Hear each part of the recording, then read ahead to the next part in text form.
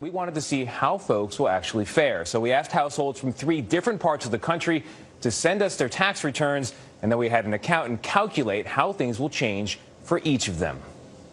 Without objection, the motion to reconsider is laid upon the table.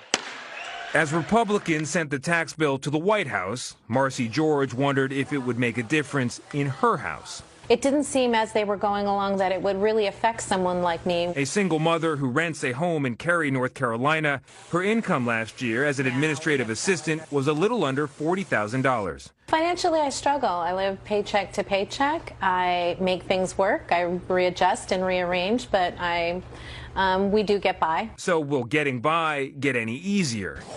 We brought her 2016 tax return to Jeffrey Levine, a certified public accountant at Blueprint Wealth Alliance on New York's Long Island. If she were your client, what would you tell her? I got good news for you, Marcy. You're getting more money back next year. He says she'll benefit from a doubling of the child tax credit, and based on her returns last year, he estimates a savings of about $1,300 in taxes. That would be more that I would be seeing in each paycheck, so that would be a good thing. Amber and Jason Edwards were also hoping for some good news. I hope it alleviates, pressure on the middle class. Whether it does or not, I don't know. I guess we'll find out. They're married homeowners with no kids in Providence, Rhode Island. As college educators, they took in more than $150,000 last year as they worked to pay down their student loans. Financially, we're doing okay. We're certainly, not at the poverty level or anything of that nature. Jason, who blogs about their finances, wanted to know how things would change. I actually think they would pay tax on about $12,000 more of income, but because of the lower rates, they actually end up saving a little bit of money. Levine says the couple will switch to the newly increased standard deduction, which means a simpler return with no itemized deductions. He thinks they'd owe about $650 less than before. Honestly, I'm a little surprised because, well, what you had said, initially, you thought we were going to have a higher tax bill. Right. They're not the only ones. Melissa and Lane Lev also expressed concern about next year's taxes.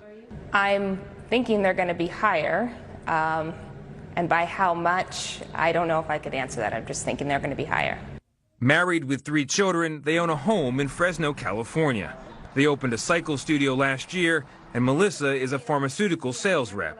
Their combined income in 2016 was around $300,000. We were doing well enough to take a risk and open up a small business in our town. It's definitely hard work and definitely a lot of stress when we have so much of our worth on the line, so to speak.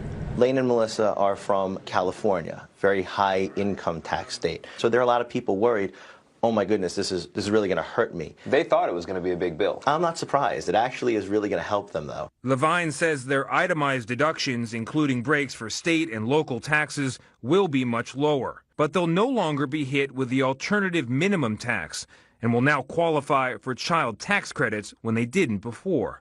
Overall, he estimates they'll be responsible for nearly $13,000 less in taxes. Well, that's good. I like the sound of that. Can I get the accountant's number after this? So wait a minute. So all 3 families that we brought to you, they're all going to see a decrease in their taxes? Every single one of those families will have more money in their pocket next year.